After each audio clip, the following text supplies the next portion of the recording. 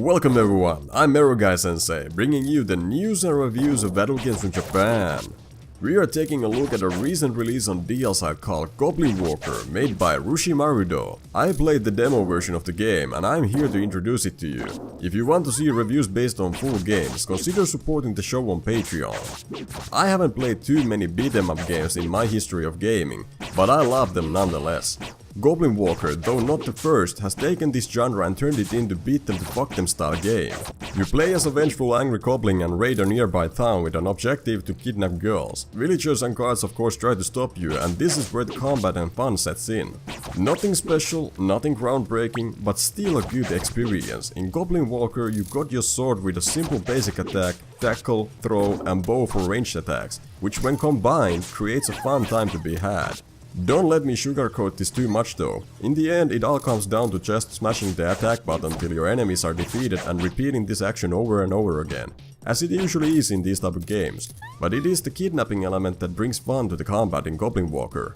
Grabbing a girl and trying to bring her back to base while everyone tries to stop you is a hilarious idea for a hentai game in my opinion. Having to throw a girl at your enemies to pull out a sword and give everyone a good beating in order to continue forward, I enjoyed every minute of it. Even the bosses of this game are female, asking to be dragged to your lair while guards come running to rescue. Though I don't think Goblin Walker tries to humor you, it comes natural with the game's design.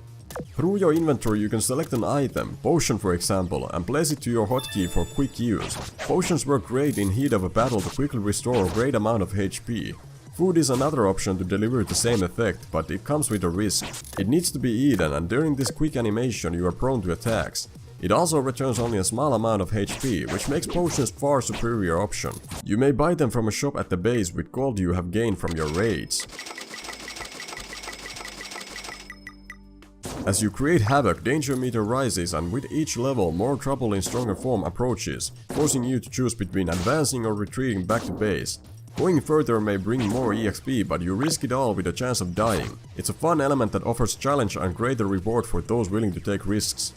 While the combat mechanics are nothing too big, they were good enough to make me want to buy the full game. They may seem very simple from the outside, but it is fun from a simple attack to tackling villagers all the way to my personal favorite, which is throwing a kidnapped girl at your enemies, only to grab her again and walk away like it was no one's business.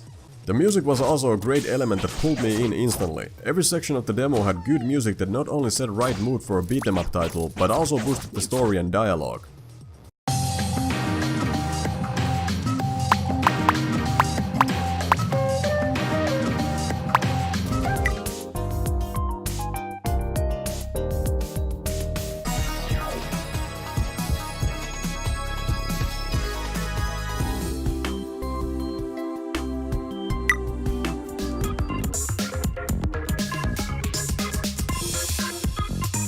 On top of good music and fun combat, Goblin Walker also comes with a story that is actually amusing to follow. You are not just a random goblin with a sword raiding villages for no good reason. This goblin was once a half-breed who wanted nothing more than just to live a peaceful life among humans.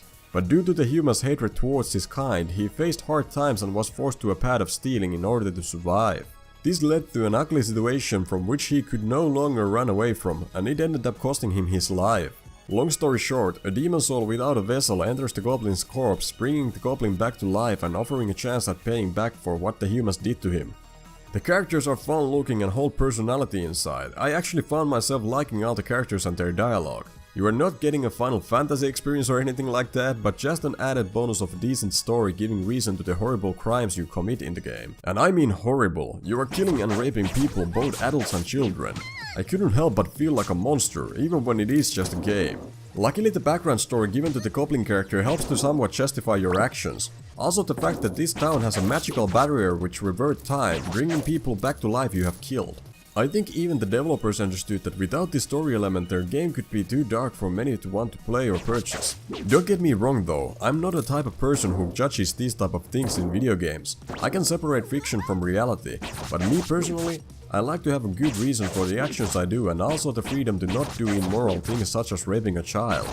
Luckily based on my demo experience, you are able to ignore the children and just focus on the adults alone and still make progress in the game. This is what I call good game design, and I raise my hat for the developers having found a tasteful way to make everyone happy. It's usually a matter of if you don't like it, fuck off, but not with Goblin Walker.